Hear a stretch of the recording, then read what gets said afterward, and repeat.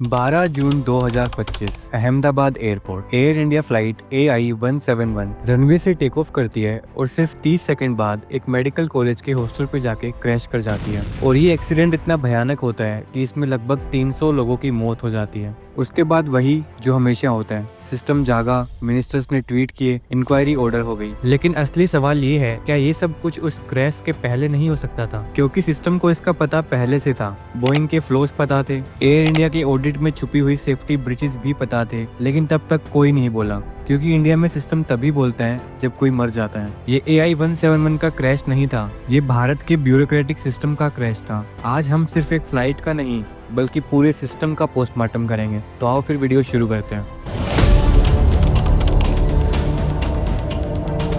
Boeing 787 Dreamliner ये एक ऐसा एयरक्राफ्ट है जिसे दुनिया के सेफेस्ट एयरक्राफ्ट में से माना जाता है, लेकिन इसका पास्ट काफी सैडोई रहा है। 2013 में इस एयरक्राफ्ट को ग्लोबली ग्राउंड किया गया था क्योंकि इसमें लगने वाली लिथियम आयन बैटरीज आग पकड़ रही थी। और अभी 2024 में बोइंग के एक सीनियर क्वालिटी इंजीनियर सैम सेलेफर ने FAA फेडरल एविएशन एडमिनिस्ट्रेशन के सामने स्टेटमेंट दिया कि बोइंग 787 ड्रीमलाइनर के बॉडी पैनल्स गलत तरीके से फिट किए जा रहे हैं। प्लेन्स के अंदर स्ट्रक्चरल गैप्स हैं जो लॉन्ग टर्म फटीग में क्रैक्स बनाएंगे। मैन्युफैक्चरिंग शॉर्टकट्स लिए जा रहे हैं और सेफ्टी पे कॉम्प्रोमाइज हो रहा है। सेलेफर ने यह भी कहा कि कंपनी इंटेंशनली डेटा मैनिपुलेशन कर रही थी।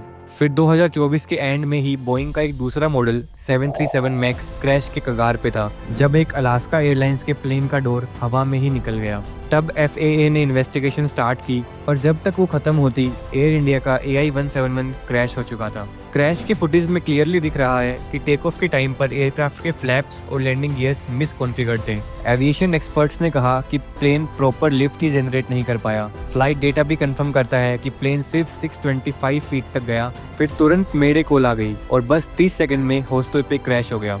अगस्त 2023 में DGCA ने एयर इंडिया पे एक इंटरनल सेफ्टी ऑडिट किया था और उन्हें 13 लोकेशंस पर सीरियस सेफ्टी वायलेशंस मिले थे। फ्लाइट्स के डॉक्यूमेंटेशंस इनकम्प्लीट थे, केबिन सेफ्टी चेक्स मैनिपुलेट किए जा रहे थे, लेकिन फाइनल रिपोर्ट में सब कुछ सेटिस्फैक्टरी लिख दिया गया, जैसे कि असली सेफ्टी ग्राउंड पे नहीं फाइल्स पे होती है। और तो और 2024 में DGCA ने फटीग रूल्स तोड़ने पे एयर इंडिया पे 80 लाख का फाइन लगाया। पायलट्स को लिमिट से ज्यादा ड्यूटी दी जा रही थी, 16 घंटे, 20 घंटे, कभी कभी 24 घंटे तक। फिर भी कुछ महीने बाद DGCA ने ही टेम्परेरी एग्जम्पशन दे दिया, जिसमें एयर इंडिया के पायलट्स को फिर से ज्यादा ड्यूटी करने की परमिशन मिल गई। मतलब खुद सिस्टम ने ही फटीग को लीगल बना दिया।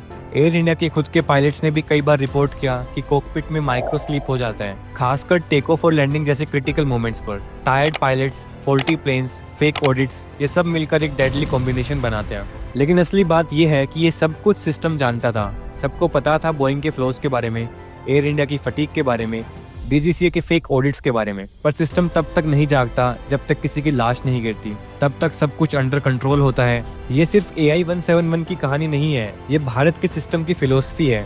फाइल तब खुलेगी जब न्यूज चलेगी, और ऐसा पहले भी हो चुका है। Mangalore plane crash 2010, Kozhikode crash 2020, और हर क्रैश के बाद कुछ महीने के लिए इंक्वायरी होती है, कुछ सर्कुलर्स आते हैं, पर फिर सब कुछ वापस से उसी पुराने ट्रैक पे चला जाता है। AI-171 का क्रैश एक रिमाइंडर है कि इंडिया में सिस्टम सिर्फ रिएक्ट करता है, प्रोएक्टिव कभी नहीं होता। एयर इंडिया प्लेन का ये क्रैश कोई आइसोलेटेड एक्सीडेंट नहीं था, ये एक वार्निंग है। आज AI-171 गिरा है, कल कोई और फ्लाइट हो सकती है, या कोई हॉस्पिटल, या कोई ट्रेन, या कोई ब्रिज। जब तक सिस्टम प्रोएक्टिव नहीं होता, हम सब डेंजर जोन में जी रहे हैं। जब तक हम आवाज नहीं उठाएंगे, तब तक अगला AI-171 किसी और का हो सकता है और सिस्टम फिर वही कहेगा इंक्वायरी जारी है। वीडियो देखने के लिए आपका बहुत बहुत शुक्रिया। फैमटिक पर हम सिर्फ स्टोरीज नहीं बताते, हम सिस्टम से सवाल करते हैं। अगर आप भी सिस्टम के सदियों पुराने साइलेंस को तोड़ना चाहते हो तो इस वीडियो को सिर्फ देखो मत, शेयर करो। ऐसी ही और इम्पैक्टफुल वीडियोस देखने के लिए do subscribe. Thanks for watching.